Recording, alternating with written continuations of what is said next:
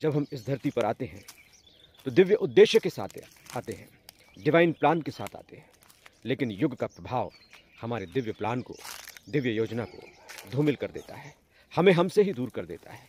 इसी वजह से हम अपनी दिव्यता को, अपने दिव्य उद्देश्यों को भुला बैठते हैं। और यही हमारी सबसे बड़ी कमजोरी है कि हम अपनी आत्मा से जुड़ते नहीं, जुड़ना नहीं चाहते। जानते हैं कि आत्मा है, मानते हैं कि आत्मा है, लेकिन उस आत्मा से, उस आत्मा के प्लान से जुड़ने का हमारे पास कोई अस्त्र नहीं है, कोई उपाय नहीं है, क्योंकि हमने उन उपायों को जाना ही नहीं, समझा ही नहीं, माना ही नहीं, अपनाया ही नहीं। तो मित्रों, अब वक्त है अपने दिव्य उद्देश्य को जानने के लिए। आप यहाँ हैं, इस वीडियो को सुन रहे हैं, या इस तरह के वीडियो आप तक पहुँच रहे हैं, तो समझिए कि धरती के साथ दिव्यता, दिव्य योजना आपको पुकार रही है, आपसे कह रही है कि जानो अपने आप को, खोजो अपने उद्देश्य को, और उस उद्देश्य को पूरा करने के लिए जुट जाओ। उद्देश्य बहुत महत्वपूर्ण है। उद्देश्य पूरा नहीं किया तो फिर यहाँ आना व्यर्थ हो जाएगा, फिर आपको एक जन्म लेना पड़ेगा, फिर उन्हीं परिस्थितियों से गुजरना पड़ेगा।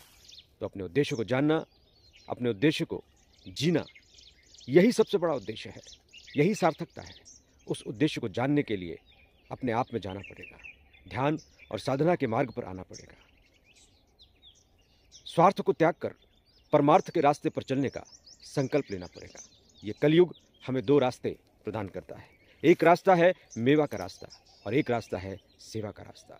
मेवा का रास्ता हमें और छोटा और क्षुद्र और संकीर्ण बनाते जाता है, हमें विराट से क्षुद्रता की ओर ले जाता है, विराट से हमें उस पोजीशन तक ले आता है जहाँ पर सिर्फ नर्क है, कष्ट है, मुश्किलें हैं, क्योंकि हम अपने मूल स्वरूप से कट गए हैं। जब हम अपने मूल स्वरूप से कट जाते हैं तो कलयुग के प्रभाव में आ जाते हैं, और कलयुग किसी को नहीं छोड़ता, वो बांध कर ही रहता है। बांधना उसका स्वभाव है, गुलाम बनाना उसकी प्रकृति है, और गुलाम हम तब बनते हैं जब अपने अनंत से, अपने स्वभाव से, अपने उद्देश्य से कटते हैं। मेवा का रास्ता दिखने में, सुनने में, अनुभव में बहुत अच्छा, रसीला, आनंददायी, सुखदायी नजर आता है, लेकिन मेवा का रास्ता अंततः हमें नर्क की ओर ले जाता है, गुलामी की ओर ले जाता है, बंधन की तरफ ले जाता है। लेकिन जब हम सेवा के रास्ते पर चलने का प्रण करते हैं, जब हम सेवा के रास्ते पर होते हैं, तब हमें अपने मूल उद्देश्य का पता चलता है। ध्यान और साधना हमारे मूल उद्देश्य से, हमारी आत्मा की शक्ति से हमें जोड़ने का माध्यम प्रदान करती है। हमारे अंदर एक ज्योति जलती है,